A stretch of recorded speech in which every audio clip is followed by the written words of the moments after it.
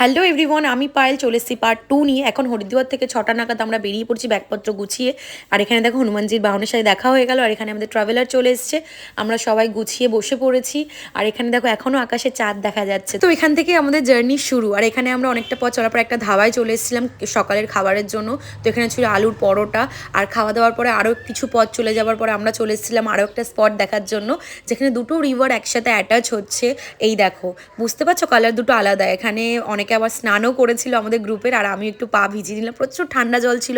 তারপরে আবার আমরা বেরিয়ে পড়লাম। কিছুটা পথ যাওয়ার পরে আমরা দুপুরের খাবার খেতে এলাম। তো এখানে অনেক কিছু আইটেম ছিল। তারপর আমি একটু ফল খাচ্ছিলাম পাহাড় দেখতে দেখতে। কি সুন্দর দৃশ্য।